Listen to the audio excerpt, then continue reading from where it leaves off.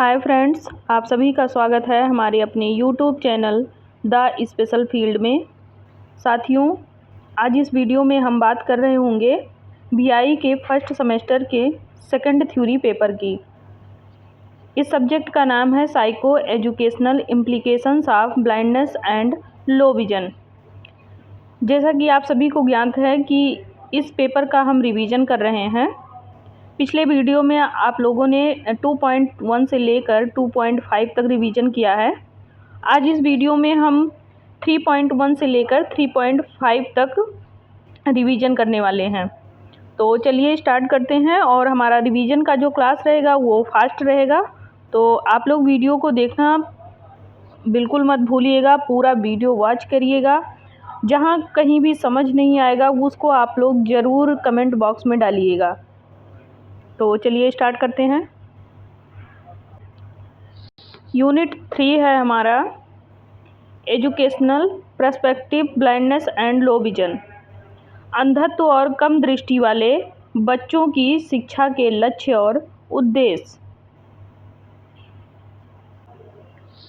Unit 3 के अंतर्गत हमारा 3.1 आएगा सबसे पहले। तो 3.1 है हमारा aims and objectives of education of children with blindness and low vision. अंधता और कम दृष्टि वाले बच्चों की शिक्षा के लक्ष्य और उद्देश्य। तो शिक्षा के लक्ष्य और उद्देश्य क्या हैं, वो भी कम दृष्टि वाले या फिर पूर्ण दृष्टि वाले बच्चों के लिए, इसके बारे में आज हम जानने वाले हैं। फर्स्ट हेडिंग है हमारा शिक्षा तक पहुंच, यानी कि एक ब्लाइंडनेस और लो विजन का बच्चा शिक्षा तक कैसे पहुंचेगा, इसके बारे में इसमें दिया है। मूल उद्देश्य और अंधेपन और कम दृष्टि वाले बच्चों की जो शिक्षा तक पहुंच है वो बाधाओं को दूर करना और समावेशिता सुनिश्चित करना है। समावेशी शिक्षा को बढ़ावा देकर अंधेपन और कम दृष्टि वाले बच्चे शैक्षिक प्रक्रिया में पूरी तरह से भाग ले सकते हैं, अपने साथियों के साथ बातचीत कर सकते हैं और एक व्यापक पाठ्यक्रम से लाभ भी उठा सकते हैं। नेक्स्ट है हमारा संवेदी और संज्ञानात्मक विकास। शिक्षा का उद्देश्य अंधेपन और कम दृष्टि वाले बच्चों की संवेदी और संज्ञानात्मक क्षमताओं को बढ़ाना है। इसमें उनकी शेष इंद्रियां जैसे कि श्रवण, स्पर्श और प्रोप्रियोसेप्शन को विकसित करना और परिष्कृत करने के लिए विशेष प्रशिक्षण और हस्तक्षेप प्रदान करना है। इसका अर्थ यह हुआ कि जो भी बच्चे पूर्ण दृष्टि वाले हैं या अल्प दृष्टि वाले बच्चे हैं, सबसे पहले उनकी जो संवेदी क्षमताएं होती हैं उसको विकसित करना होता है। जैसे मान लीजिए यदि वो आँख से देख नहीं पा रहे हैं तो उनकी जो और भी इंद्रियां हैं जैसे कि श्रवण इंद्रियां हैं, स्पर्श इंद्रियां हैं, तो उनको विकसित किया जा सकता है और उसके माध्यम से उनको संज्ञानात्मक विकास उनमें डाला जा सकता है या और भावनाओं को डाला जा सकता है, या ये कह लीजिए कि उनको शिक्षा की तरफ भी अग्रसर किया जा सकता है। नेक्स्ट टॉपिक है हमारा शैक्षणिक ज्ञान और कौशल। अंधेपन और कम दृष्टि वाले बच्चों को विभिन्न विषयों में शैक्षणिक ज्ञान और कौशल हासिल करने का अवसर मिलना चाहिए। ऐसा नहीं है कि हमारे केवल सामान्य बच्चों को ही ये अवसर मिलना चाहिए, बल्कि हमारे जो बच्चे लो विजन वाले हैं या कह लीजिए ब्लाइंडनेस वाले बच्चे हैं, उन दोनों को इसकी पूर्ण भागीदारी सुनिश्चित कराना चाहिए। शिक्षा प्रणाली को उनकी विशिष्ट आवश्यकताओं के अनुरूप या अनुकूलित सामग्री और निर्देशात्मक दृष्टिकोण प्रदान करना चाहिए, यानी कि उनकी आवश्यकता के अनुसार ही उनको कैसे उपकरण चाहिए और किस प्रकार के वातावरण में उनको ले जाकर ये कार्य करवाना चाहिए, ये सारी चीज़ें उनके लिए प्रदान करना चाहिए। जैसे कि ब्रेल साक्षरता पढ़ने या लिखने के लिए महत्वपूर्ण यह है कि जबकि विषयों के लिए उनके श्रवण और स्पर्श विधियों का उपयोग गणित और विज्ञान जैसे विषयों के लिए किया जा सकता है। यानी कि ऐसा नहीं है कि ब्रेल पढ़ने के लिए आँखों की ही ज़रूरत है, बिना आँख के बच्चों के लिए ही ब्रेल बना है। तो इसलिए उसमें स्पर्श और श्रवण ये दोनों महत्वपूर्ण भूमिका रखते हैं। यदि बच्चों के पास अपनी दृष्टि कम है या पूर्णतः नहीं है तो वो ब्रेल के माध्यम से अपनी साक्षरता को पूर्ण कर सकते हैं। नेक्स्ट है संचार कौशल। संचार कौशल क्या है कि सामाजिक जो संपर्क होता है या आत्म अभिव्यक्ति होती है, यानी कि अपने भावनाओं को, इच्छाओं को प्रकट करना सीखने के लिए प्रभावी संचार आवश्यक होता है।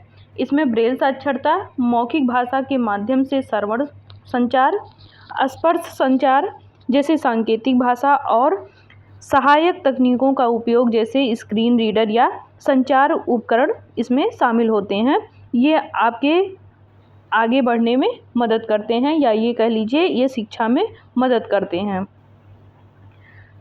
अगला है अभिविन्यास और गतिशीलता, यानी कि एक जो बच्चा देख नहीं पा रहा है या कम दृष्टि वाला बच्चा है, उसको ऐसे वातावरण में लेके जाना चाहिए जो उसके लिए सुरक्षित हो, वहाँ पे नेविगेट करने में उसको सक्षम किया जा सके, या उसकी जो अभिविन्यास है या कह लीजिए उसकी जो अभिव्यक्ति होती है या उसके जो आदान प्रदान करने के अभिव्यक्ति होते हैं वो वहाँ पे अच्छे से हो सके डेवलप, और उसकी जो गतिशीलता कौशल है वो भी वहाँ पे अच्छे से विकसित हो सके।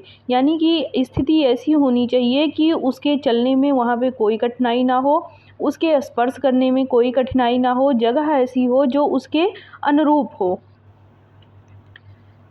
ऐसी जगह पे ही ऐसे बच्चों का ओरिएंटेशन या कह लीजिए कि प्रशिक्षण देना चाहिए। अगला है अनुकूली और जीवन कौशल। अनुकूली और जीवन कौशल में क्या है कि शिक्षा का उद्देश्य अनुकूलन और जीवन कौशल को बढ़ावा देना है। ऐसा नहीं है शिक्षा केवल बोझ बन जाए, शिक्षा बोझ नहीं बनाना है। बच्चे को जीवन यापन करने के लिए या कह लीजिए उसको स्वतंत्र बनाने के लिए या स्वयं से वो सारे कार्य कर ले जाए, ऐसी शिक्षा उसको देनी चाहिए। ऐसी अनुकूलता उसके प्रति रखना चाहिए या उसको ऐसे अनुकूलन देना चाहिए, ऐसे वातावरण देना चाहिए, ऐसे जीवन कौशल उसको सिखाना चाहिए कि वो अपने पूरे जीवन में अपना जीवन यापन अच्छे से स्वयं कर सके या स्वतः कर सके।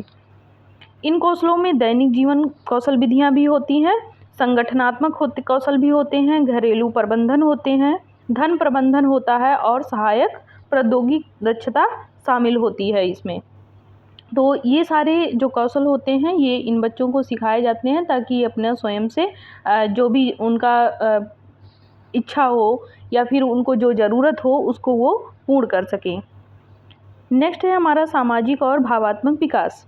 शिक्षा अंधेपन, औसतन कम दृष्टि वाले बच्चों के सामाजिक और भावात्मक विकास को बढ़ावा देने का प्रयास करती है।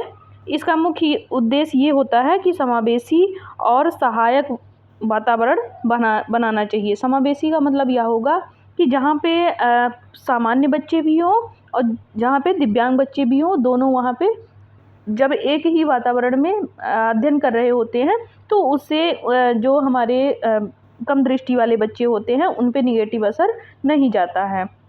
साथ ही सकारात्मक आत्मसम्मान, आत्मविश्वास और अपनेपन की भावना भी वहाँ पे रखनी चाहिए ताकि बच्चे को वहाँ पे अलगाव महसूस ना हो। नेक्स्ट है समावेशन और एकीकरण। शिक्षा का उद्देश्य जब भी उचित और वांछित हो, अंधेपन और कम दृष्टि वाले बच्चों को मुख्य धारा की शैक्षिक सेटिंग में शामिल करने और एकीकरण को बढ़ावा देना है। समावेशी शिक्षा यह भी सुनिश्चित कर देती है कि अंधेपन और कम दृष्टि वाले बच्चों को अपने दृष्टिबाधित साथियों के साथ सीखने का अवसर मिले, जिससे आपसी समझ और स्वीकृति और विविधता की सराहना को भी बढ़ावा मिलता रहे। नेक्स्ट टॉपिक है वयस्कता में संक्रमण। अंधेपन और कम दृष्टि वाले बच्चों के लिए शिक्षा उन्हें वयस्कता में सफल संक्रमण के लिए तैयार करनी चाहिए। इसमें व्यावसायिक प्रशिक्षण, कैरियर मार्गदर्शन और रोजगार के अवसर तलाशने या फिर आगे की शिक्षा प्राप्त करने में सहायता प्रदान करना चाहिए। नेक्स्ट है वकालत और सशक्तिकरण। शिक्षा का उद्देश्य अंधेपन और कम दृष्टि वाले बच्चों को सशक्त बनाना होता है, स्वयं से वकालत करने के कौशल को बढ़ावा देना होता है और उनके अधिकारों और समाज में समावेश को बढ़ावा देना होता है। इन बच्चों को सशक्त बनाकर शिक्षा देकर सामाजिक बाधाओं से उन्हें निपटने के लिए तैयार किया जाता है या फिर आने वाली जो चुनौतियां होती हैं उनसे सामना करने की शक्ति मिलती है उनको, और समावेशी समुदायों को आकार देने और सक्रिय रूप से योगदान करने में इनको सक्षम बनाती है। ये था शिक्षा के लक्ष्य और उद्देश्य। और अंत में हम अंधेपन और कम दृष्टि वाले बच्चों के लिए शिक्षा के लक्ष्य और उद्देश्य बहुआयामी है। तो बहुआयामी का मतलब होता है कि इन्हें हर तरीके से हम परिपूर्ण बनाएं, जैसे कि उन्हें जीवन कौशल भी सिखाकर परिपूर्ण बनाएं, उन्हें मार्गदर्शन करें रोजगार के लिए भी व्यावसायिक प्रशिक्षण देकर, यानी कि शिक्षा तक पहुंच जो है वो उनकी हर तरीके से होनी चाहिए। संवेदी और संज्ञानात्मक विकास उनमें उत्पन्न करना चाहिए। शैक्षणिक ज्ञान और कौशल, संचार कौशल, अभिविन्यास और गतिशीलता, अनुकूली और जीवन कौशल, सामाजिक और भावनात्मक विकास शामिल है इसमें। समावेश और एकीकरण, वयस्कता में संक्रमण और वकालत और सशक्तिकरण। तो ये सारे उद्देश्य हैं जो आगे बढ़ाते हैं इन बच्चों को। और शिक्षा अंधेपन और कम दृष्टि वाले बच्चों को चुनौतियों से उबारने के लिए और उनकी क्षमता को पूरा करने और पूर्ण करने और स्वतंत्र जीवन जीने के लिए उनको सशक्त बनाती है। तो ये था हमारा 3.1। अब हम चलते हैं 3.2 पर। यहाँ पर हम बात कर रहे होंगे principles of teaching children with blindness and low vision, यानी कि अंधेपन और कम दृष्टि वाले बच्चों को पढ़ाने की सिद्धांत। अंधेपन और कम दृष्टि वाले बच्चों को पढ़ाने के लिए एक विचारशील और समावेशी दृष्टिकोण की आवश्यकता होती है। जैसा कि मैंने बताया कि जो समावेशी दृष्टिकोण होता है वो ऐसा दृष्टिकोण होता है जिसमें सामान्य बच्चा भी होगा, दिव्यांग बच्चा भी होगा। दिव्यांग बच्चे को ये एहसास ना हो कि हमारे साथ भेदभाव किया जा रहा है, जो उनकी अनूठी ज़रूरतों को संबोधित भी करता है और उन्हें उनकी पूरी क्षमता पर पहुंचने में मदद करता है। आगे हम बात करेंगे व्यक्तिगत शिक्षा योजना, इंडिविजुअलाइज्ड एजुकेशन प्रोग्राम। प्रत्येक दृष्टिबाधित बच्चे के लिए एक IEP आवश्यक होता है जो उनकी विशिष्ट सीखने की ज़रूरतों, लक्ष्यों और आवासों को रेखांकित करता है। एक व्यापक योजना तैयार करने के लिए माता पिता, शिक्षकों और विशेषज्ञों के साथ सहयोग करें जो उनकी शैक्षिक गतिशीलता और सामाजिक आवश्यकताओं को संबोधित करे। IEP प्रोग्राम क्या होता है इसके बारे में थोड़ा सा जान लें। कोई भी बच्चा यदि दिव्यांग है तो उसमें क्या क्या चीज़ें करने की क्षमता है और क्या क्या चीज़ें करने की क्षमता नहीं है, तो ये सारी चीज़ एनालिसिस किए जाते हैं और उसकी एक योजना बनाई जाती है। उसी को व्यक्तिगत शिक्षा योजना कहते हैं। आगे है दृश्य हानि को समझना। दृश्य हानि को समझने का मतलब ये होता है कि शिक्षकों को विभिन्न प्रकार की दृष्टिबाधिता और सीखने पर उनके प्रभाव की गहरी समझ होनी चाहिए। बच्चे के सीखने की यात्रा में सहायता के लिए ब्रेल, स्क्रीन रीडर, आवर्धन उपकरण और अन्य सहायक तकनीकों के बारे में जानें। नेक्स्ट है एक सुलभ शिक्षण वातावरण बनाना। सुनिश्चित करें कि भौतिक वातावरण स्पष्ट मार्गों और स्पर्श मार्करों के साथ सुरक्षित और सुलभ हो। ऐसा न हो कि जिस वातावरण में बच्चे को हम शिक्षा दे रहे हों तो वहाँ पे बच्चा जब जाए तो उसे किसी भी प्रकार से चोट लग जाए या फिर वो स्पर्श के दौरान हाथों में चोटिल हो जाए। तो इस प्रकार से नहीं होना चाहिए, यानी कि उसके लिए सुरक्षित होना चाहिए।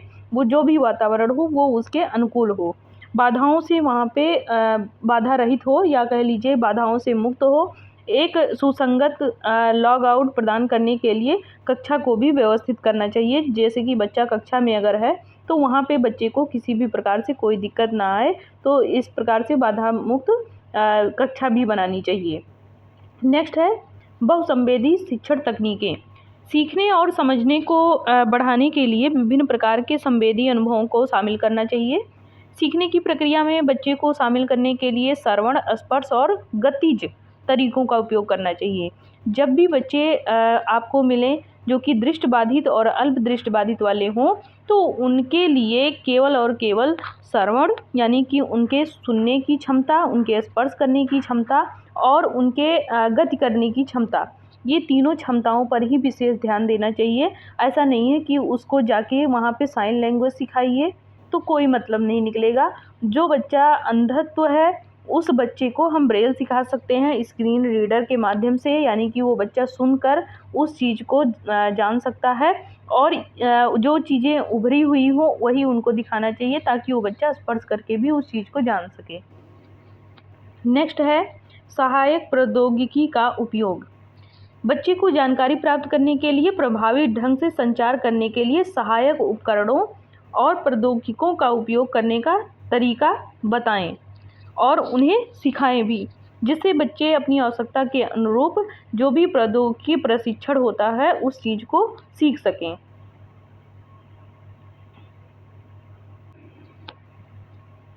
नेक्स्ट है ब्रेल और साक्षरता। साक्षरता और स्वतंत्र पढ़ने लिखने की जो बढ़ावा देने के लिए नेत्रहीन बच्चों को ब्रेल सिखाएं। सीखने की प्रक्रिया में सक्रिय भागीदारी को प्रोत्साहित करने के लिए ब्रेल प्रारूप में सामग्री प्रदान करें, जैसे कि ब्रेल स्लेट है, स्टाइलस है और ब्रेल पेज है। इन चीज़ों को उन्हें प्रदान करें और इससे लिखने के लिए उनको प्रोत्साहित करें। ब्रेल डॉट याद कराएं जिससे वो आगे अपनी शिक्षा में बढ़ोतरी कर सकें। नेक्स्ट है अभिविन्यास और गतिशीलता प्रशिक्षण। दृष्टिबाधित बच्चों को विभिन्न वातावरण में सुरक्षित और आत्मविश्वास से नेविगेट करने में सक्षम बनाने के लिए अभिविन्यास और गतिशीलता में विशेष प्रशिक्षण प्रदान करें।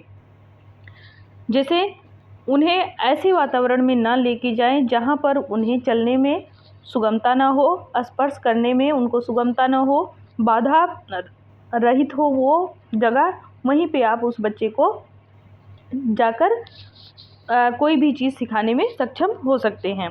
बेंत या मार्गदर्शक कुत्तों का उपयोग करने, श्रवण संकेतों को समझने और सार्वजनिक परिवहन मार्गों की सीखने के पाठ इसमें शामिल होते हैं।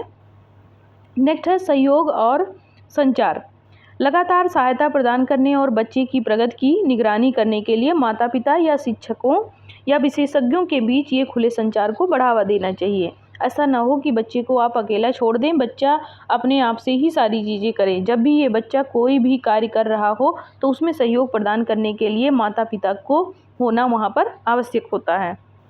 बच्चे की शिक्षा के लिए एकीकृत दृष्टिकोण सुनिश्चित करने के लिए रणनीतियाँ और अंतर्दृष्टि भी साझा करते रहें।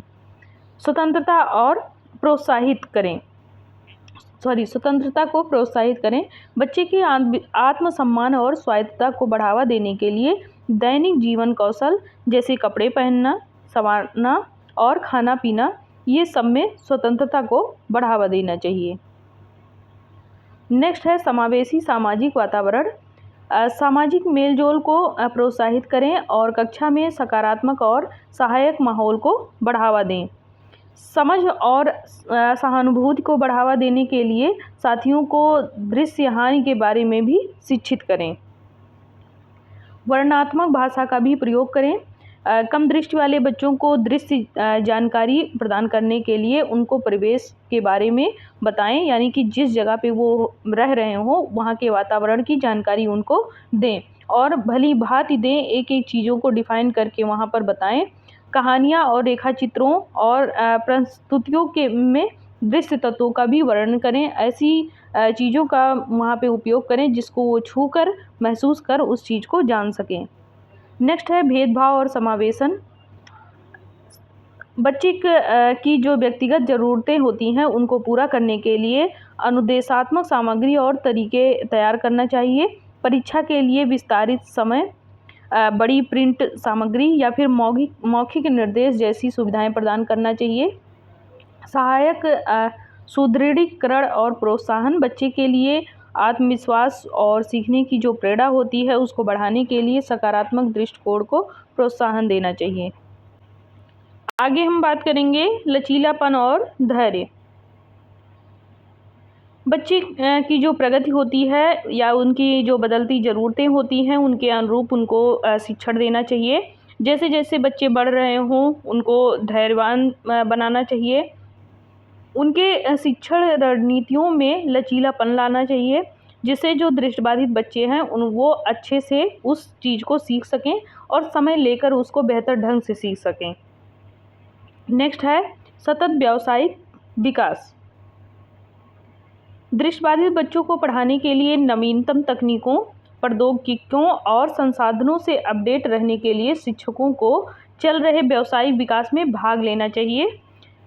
निष्कर्ष ये निकल के आएगा इसमें कि अंधेपन और कम दृष्टि वाले बच्चों को पढ़ाने के लिए एक व्यापक और दयालु दृष्टिकोण की आवश्यकता होती है, जो उनकी दृष्टि आवश्यकताओं को संबोधित करता है। इन सिद्धांतों और रणनीतियों को लागू करके शिक्षक एक समावेशी और सहायक शिक्षण वातावरण उनको प्रदान कर सकता है, या कह लीजिए दृष्टिबाधित बच्चों को उनकी पूरी क्षमता हासिल करने के लिए सशक्त बना सकता है। अब हम बात करेंगे यूनिट 3 के अंतर्गत ही 3.3 का। 3.3 है हमारा use of residual vision for educational purpose. अल्प दृष्टिबाधितों की समस्या ज़्यादातर पूर्णतः दृष्टिबाधितों की तरह अस्पष्टता सामने नहीं आती है, जबकि इन बच्चों को पढ़ाने के लिए या पढ़ने के लिए दृष्टि क्षमता बढ़ाने के लिए सामान्य पाठ्यक्रमों को ग्रहण करने में पूरक निर्देशों की आवश्यकता होनी चाहिए। अल्प दृष्टिबाधिता का अर्थ क्या होता है, इसके बारे में जानेंगे। सुधारात्मक उपायों के बावजूद, यानी कि सुधारात्मक का मतलब यहाँ पे ये होगा कि जो कॉन्टैक्ट लेंस का प्रयोग करते हैं, जैसे चश्मा लगाते हैं, तो अल्पदृष्टि बालकों की जो दृष्टि तीक्ष्णता होती है 6/18 से कम, अथवा दृष्टि क्षेत्र जो उनकी होती है वो 20 अंश से अगर कम होती है, तो वो बच्चे दृष्टिबाधिता या कह लीजिए अल्पदृष्टिबाधिता के अंतर्गत आते हैं। ऐसे व्यक्तियों के दृष्टिमूलक कार्य प्रभावित हो सकते हैं। अल्पदृष्टि व्यक्ति अपनी दृष्टि का उपयोग सांसारिक जानकारी योजना बनाने में तथा उन कार्यों के निष्पादन में जिनमें दृष्टि की आवश्यकता होती है सुचारू रूप से नहीं कर सकता है।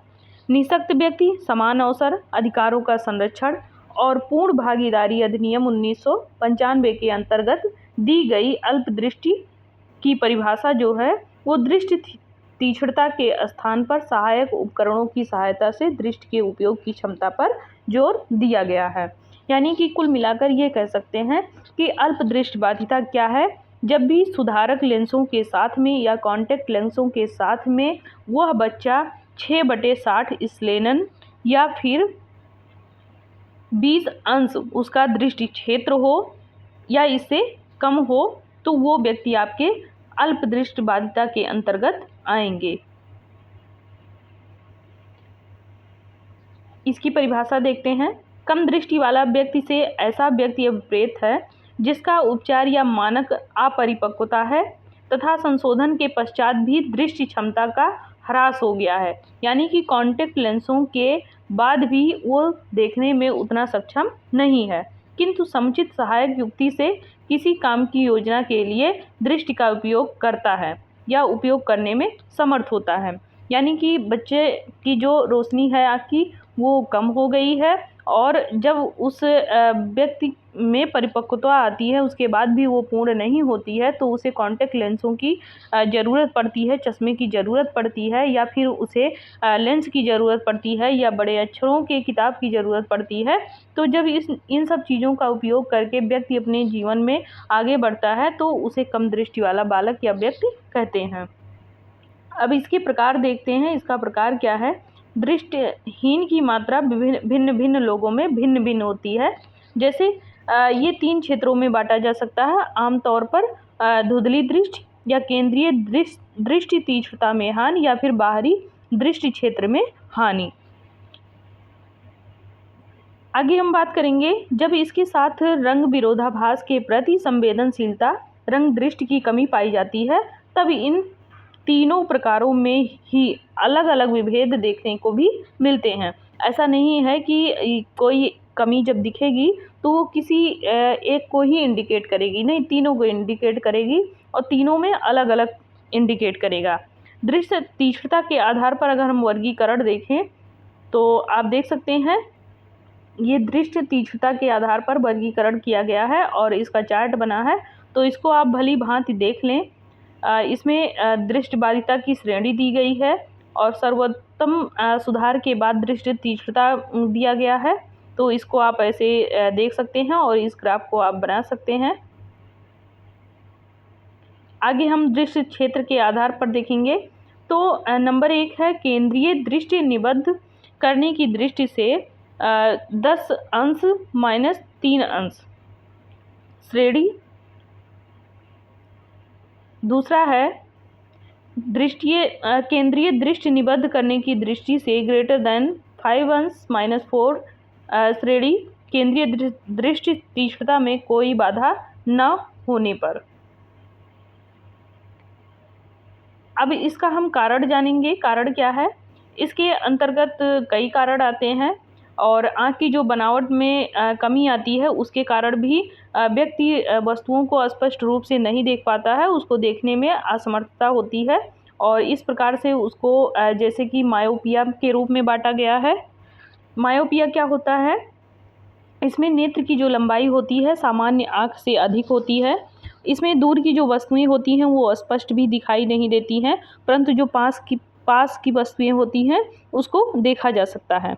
स्लेलन चार्ट जो पढ़वाना होता है वो 6 मीटर के अक्षर की जो दूरी पर चार्ट पर क्रमशः छोटे छोटे अक्षर होते हैं अंग्रेजी के, जैसे कि ई को पढ़ना होता है, पहले एक आँख से फिर दूसरी आँख से उस लाइन को पढ़ना होता है, उससे उसकी दूरी दृष्टि का जो मापन होता है, इस दोष को दूर करने के लिए माइनस पावर या कॉनकेव लेंस का उपयोग करना होता है, यानी कि कॉनकेव चश्मे का उपयोग किया जाता है।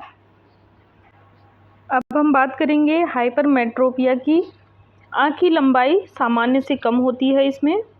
इसमें पास एवं दूर की जो दृष्टि दोष होता है या दृष्टि दोष बचपन में ही शुरू हो जाता है लगभग। इस प्रकार के दोष को कॉनकेव लेंस के चश्मे से दूर किया जा सकता है। नेक्स्ट है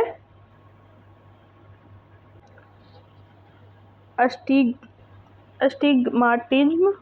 इसमें आँख का जो आकार होगा वो गोल ना होकर चमचानुमा आकृति की होती है। कोई भी चीज़ स्पष्ट रूप से इसमें दिखाई नहीं देती है और इसको क्लैंडिकल लेंस के द्वारा दूर किया जा सकता है। कमज़ोर नज़र के आँख जैसे कि इनमें भेगापन हो सकता है। हाइपरमेट्रोपिया के कारण घुमाव जो होता है या वो नज़र नहीं आता है इसमें, और कंजक्टिवाइटिस भी इसको कहते हैं। स्कूली बच्चों में मायोपिया बड़ी मात्रा में देखने को मिल सकता है। आगे है बाहरी दृष्टि क्षेत्र की हानि।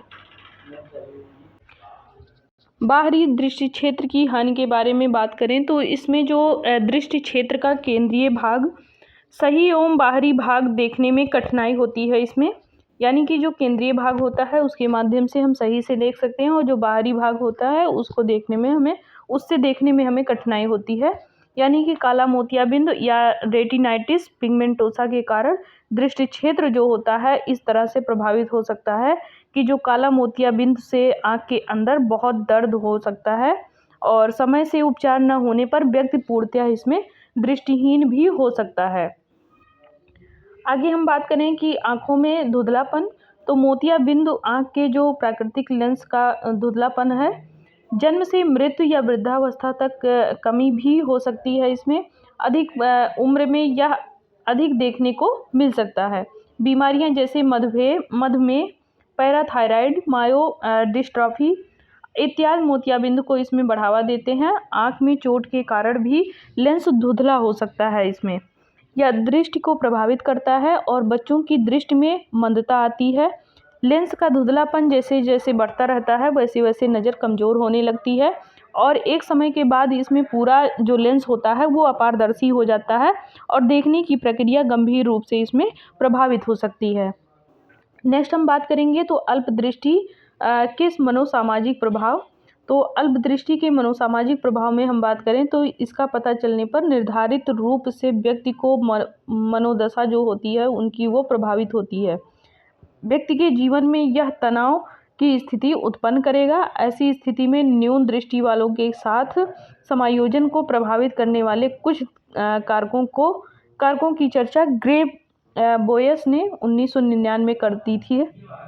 इसमें अगर हम पॉइंट वाइज देखें तो दृष्टि हानि का प्रकार तथा समायोजन का स्तर इसमें पाया जाता है।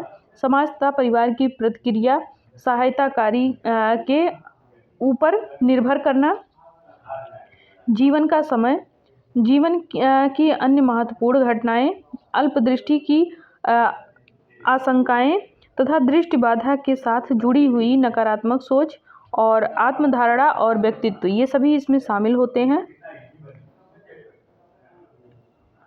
अल्पदृष्टि के कारण अधिकतर बच्चे कुछ न कुछ नकारात्मक प्रभावों का भी सामना करते हैं, जैसे कि वे उसे महसूस करते हैं कि शायद उसे अन्य लोगों से पृथक समझा जाता है क्योंकि वह मोटा चश्मा अथवा लेंस का प्रयोग करते हैं। यानी कि जो बच्चा मोटा चश्मा या लेंस प्रयोग करता है उसके अंदर ऐसी भी भावना आ जाती है कि बच्चा अपने आप को अलग महसूस करने लगता है। कई बार वह अपने आँख को अपूर्ण भी मानता है क्योंकि कई क्रियाकलापों में वह असमर्थ होता है।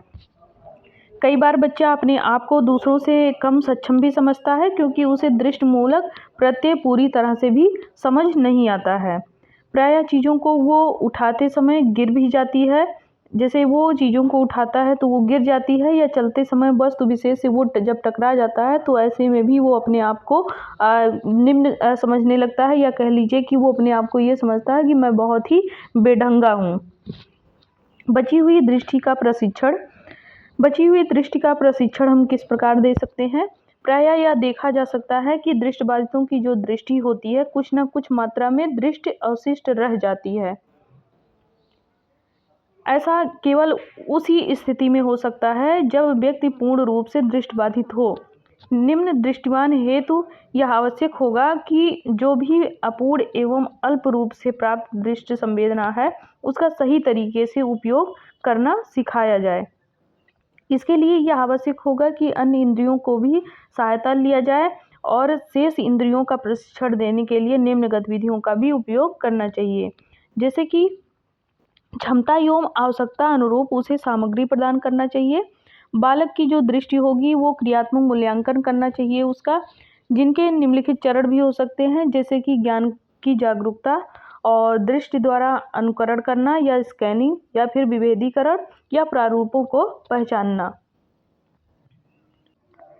आगे हम बात करेंगे तो दृष्टि के क्रियात्मक मूल्यांकन के आधार पर उसकी शैक्षिक व दैनिक क्रियाविधियों की रणनीतियाँ बनानी चाहिए। प्रकाश की उचित व्यवस्था के साथ शेष दृष्टि के उपयोग करानी चाहिए। रंग विभेदीकरण का सदैव ध्यान रखना चाहिए। रंगों का प्रयोग करना चाहिए जो पूर्णतया स्पष्ट रूप से उभर कर उनके सामने आए। रंग बिरंगे खिलौने खेलने देना चाहिए उनको, और जहाँ तक हो सके वस्तु को बालक के संपर्क में आने देना चाहिए जिससे वह उसे भली भांति जान सके, उससे परिचित हो सके। बालक को विभिन्न रंगों की पहचान कराना चाहिए और कई रंगों को मिलाकर रंगने के बाद किसी एक रंग को निकालने की प्रक्रिया को भी बताना चाहिए। बालक को हमेशा प्रेरित करें कि वह प्रत्येक कार्य को करने के लिए अपनी जो दृष्टि है उसका अधिक से अधिक उपयोग करें। दृष्टि उपयोग से संबंधित अभ्यास क्रियाओं को भी सिखाना चाहिए। नेक्स्ट हम बात करेंगे ज्ञानेंद्रिय प्रशिक्षण में सावधानियां। इस प्रशिक्षण की कोई मानकीकृत प्रवृत्ति या उपकरण उपलब्ध नहीं है। इसमें हम देश काल व परिस्थिति अनुसार प्रविधियों का निर्माण करते हैं और इनका उद्देश्य बालक की ज्ञानेंद्रियों को अधिक से अधिक उपयोग कराने में सक्षम बनाना है। इस कार्य को करने के लिए हमें कुछ सावधानियां बरतनी चाहिए जो निम्न प्रकार हो सकती हैं, जैसे कि बालक को कभी भी बहुत तेज आवाज़ से बहुत तेज आवाज़ उसे न सुनाएं। कभी भी अत्यधिक नुकीली या खुरदुरी या बहुत गर्म वस्तु के संपर्क में न ले जाएं।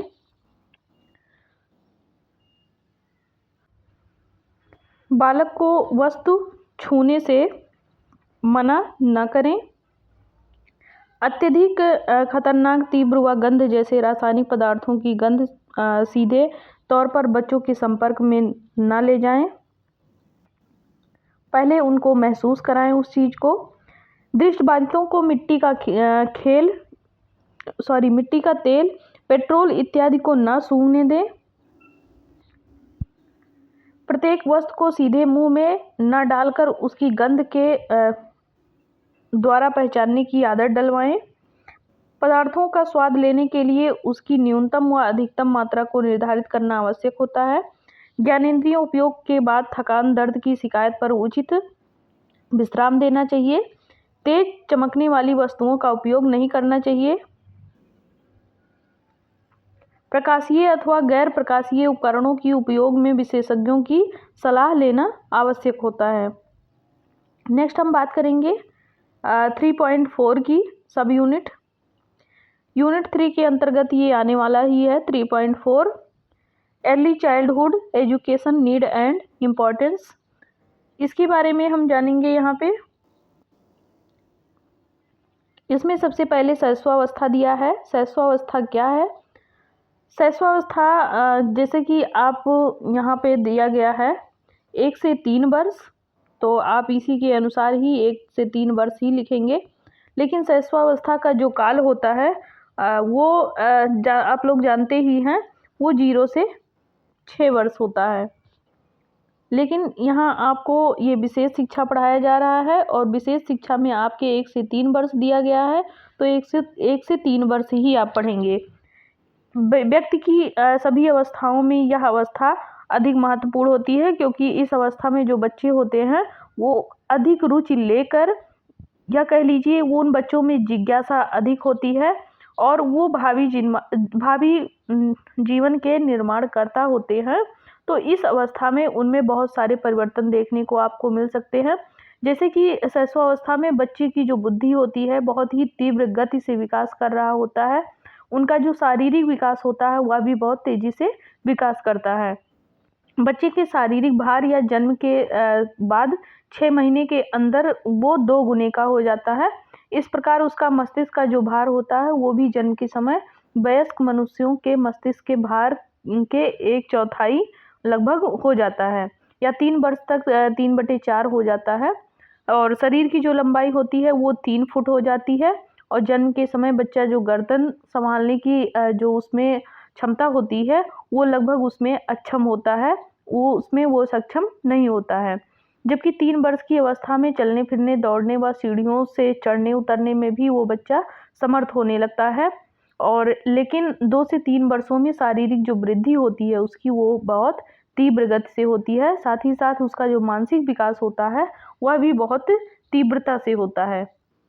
इस अवस्था में जो मानसिक विकास होता है उसमें ध्यान, स्मृति, कल्पना, संवेदना और प्रत्यक्षीकरण विकास लगभग बहुत तेजी से ग्रोथ करते हैं। सीखने में तीव्रता, बच्चा इसमें जिज्ञासु प्रवृत्ति का होता है, हर चीज़ जानने की उसकी इच्छा होती है। और प्रथम वर्षों में वो शिशु जो 12 वर्ष में होता है उसमें लगभग 2 गुना वो लगभग सीख जाता है। प्रथम वर्षों में शिशु बाद के 12 वर्षों से ज़्यादा इसमें सीख जाता है। नेक्स्ट है मूल प्रवृत्तियां, व्यवहार का आधार। इस अवस्था में शिशुओं के व्यवहार का आधार उसकी मूल प्रवृत्तियां होती हैं, जिन्हें वह व्यवहार में प्राकृतिक रूप से लाता है और समाज में उसका लेना देना ज़्यादा नहीं होता है।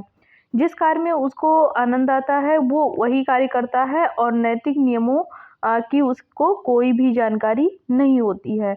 आप लोग अपने घरों में देख रहे होंगे कि जो छोटे बच्चे होंगे वो किसी का कहना नहीं सुनते हैं, जो उनकी इच्छा होती है वही कार्य वे करते हैं। संवेगों का इसमें प्रदर्शन अगर देखा जाए तो जन्म के समय शिशुओं में जो उत्तेजना होती है, लगाव होता है, ये सारे उसमें संवेग लगभग नहीं होते हैं। और 2 वर्ष तक की अवस्था में बच्चों में मुख्य संवेग पीड़ा जैसे प्रेम और ये सारे संवेग लगभग विकसित भी हो जाते हैं। जिज्ञासा की अधिकता ज़्यादा होती है। इसमें बच्चे हर एक चीज़ पर सवाल करते हैं, हर चीज़ जानने की इच्छा रखते हैं और शांत नहीं बैठने वाले होते हैं, ज़्यादा चीज़ों को जानने की उनको चेष्टा होती है। माता-पिता से बराबर क्वेश्चन करते रहते हैं कि ये कैसे हुआ, वो कैसे हुआ, तो ये सब जानने की ज़्यादा इच्छा रहती है शैशवावस्था में। अनुकरण के माध्यम से ये सीखते हैं, जैसे कि मम्मी अगर साड़ी पहन रही है तो बच्चा भी साड़ी पहनेगा। पापा यदि कुदाल से खेत में काम करने जा रहे हैं तो वह भी कुदाल उठा लेगा और खेत में काम करने जाएगा। या घर का कोई भी मेंबर कोई भी कार्य कर रहा है तो उसकी नकल करके वो वही कार्य करता है, या उसी को यह भी कह सकते हैं कि अनुकरण के माध्यम से उसको सीखता है। नेक्स्ट है कि आत्म प्रेम की अधिकता। इसमें बच्चे में आत्म प्रेम की जो भावना होती है वो बहुत ही प्रबल होती है और बहुत स्वार्थी भी होता है। माता-पिता, भाई-बहन, दादा-दादी सभी उस पे ध्यान देते हैं, लेकिन बच्चा जिससे ज़्यादा प्रेम करता है उन्हीं के पास रहता है। दूसरों के पास जाना और प्यार बाँटना थोड़ा उसके बस में नहीं होता है। बच्चा अपना प्यार जैसे मम्मी को आप पकड़ रहे हैं तो अपना प्यार मम्मी पे लुटाता है और आपको पकड़ने नहीं देगा, वो स्वयं उस मम्मी को जाके पकड़ लेगा, आपको पकड़ने नहीं देगा। शैशवावस्था में अब हम दृष्टिहीनता का प्रभाव इसकी बात करेंगे।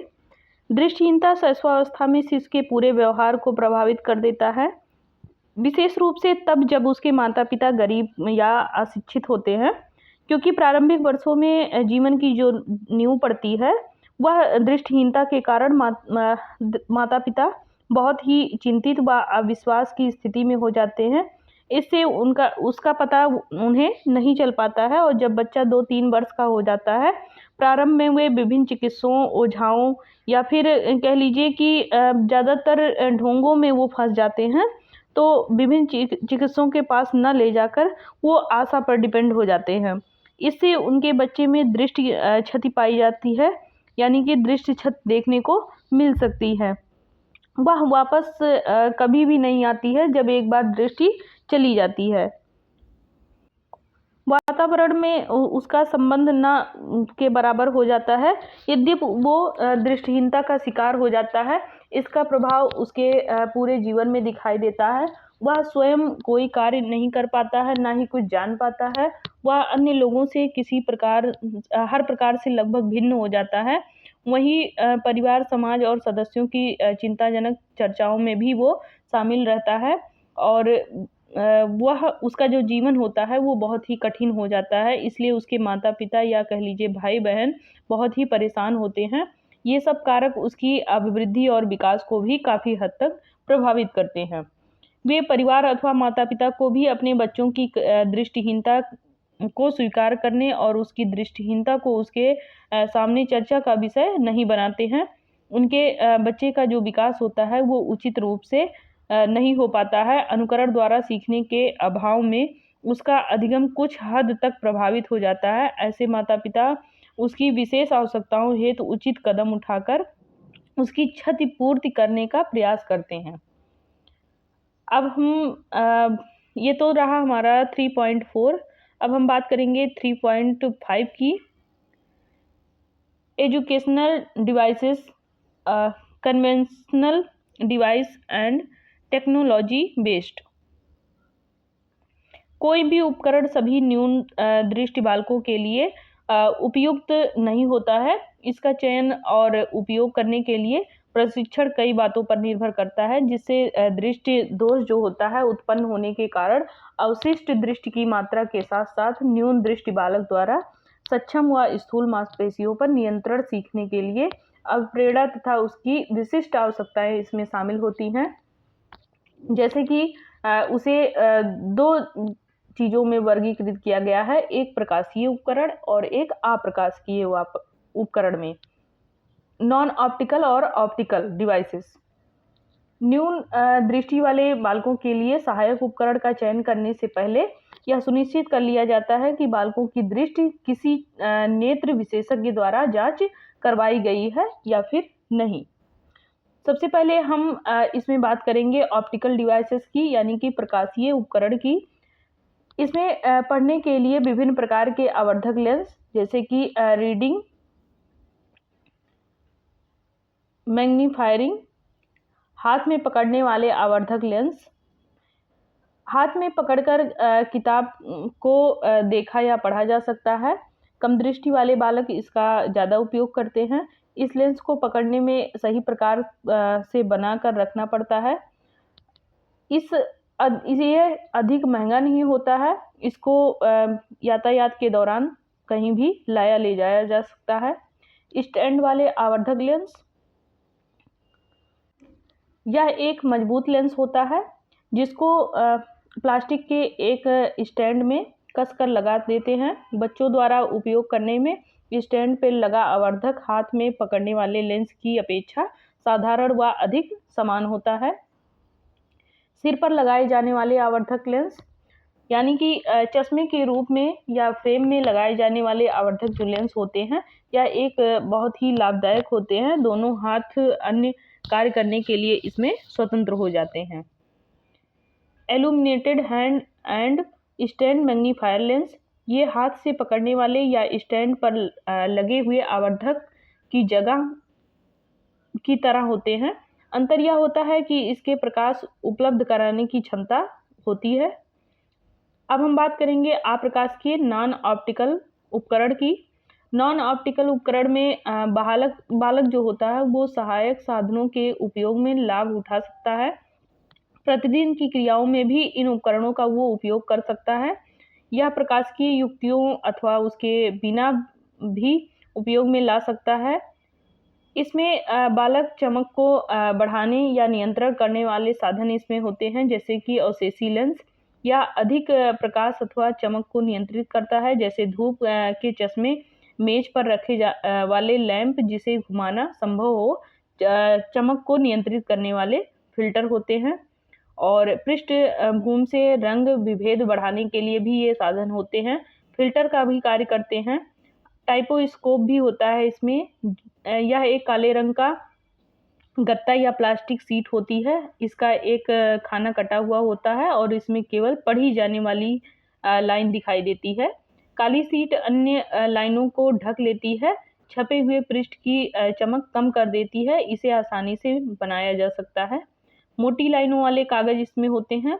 जिन न्यून दृष्टि बालकों को साधारण कागज की लाइन देखने में कठिनाई होती है, पढ़ने के लिए लाइनें मोटी की जा सकती हैं। इससे बड़े छापे वाली पुस्तक, यानी कि जो कम दृष्टि वाले बालक होते हैं उनको बड़े छापे वाली पुस्तक पढ़ने में ज़्यादा सहायक होती है।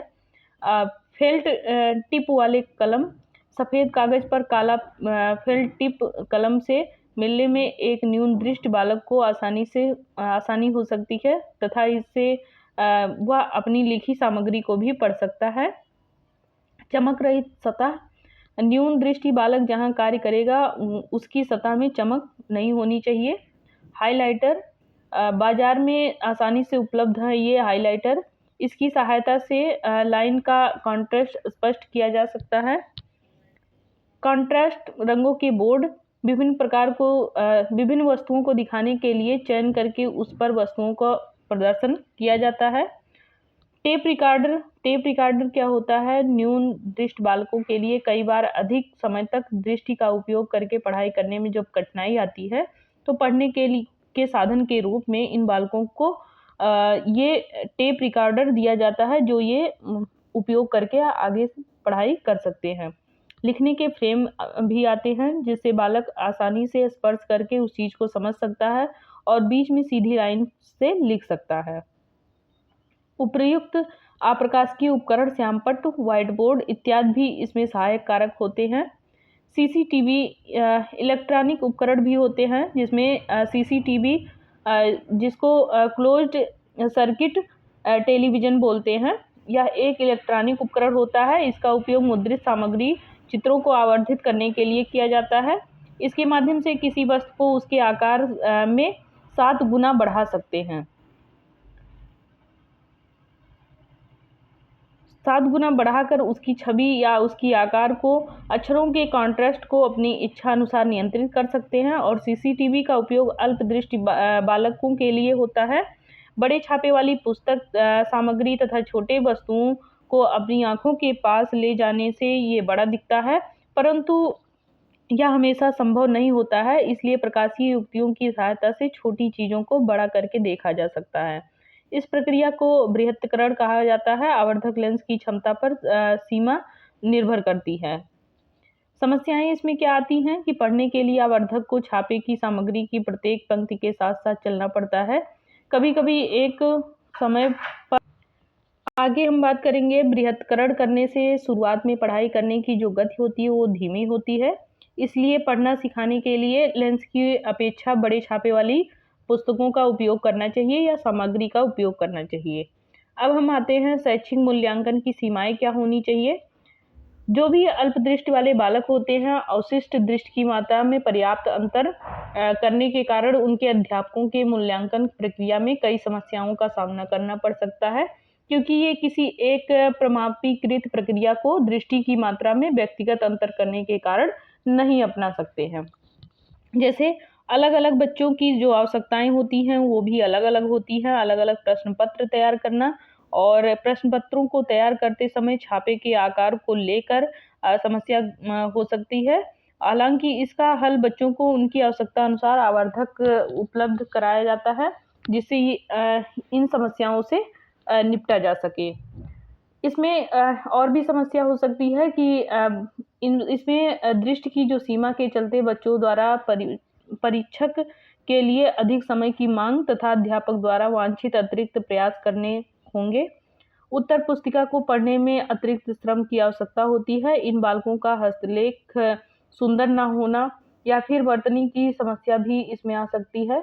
एक अध्यापक को मूल्यांकन करते समय न केवल अधिक उत्तरवादी दृष्टिकोण अपनाना चाहिए, वरन इससे आवश्यक ही शिक्षा के गिरते स्तर को भी समन्वय बनाना होगा इसमें।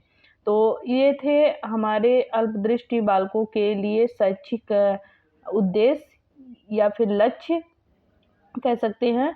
तो ये हमारा पूरा यूनिट था 3.1 से लेकर 3.5 तक। नेक्स्ट वीडियो हम जल्द लेकर आएंगे जिसमें हम यूनिट 4 का वीडियो बनाएंगे। तब तक के लिए बहुत बहुत धन्यवाद।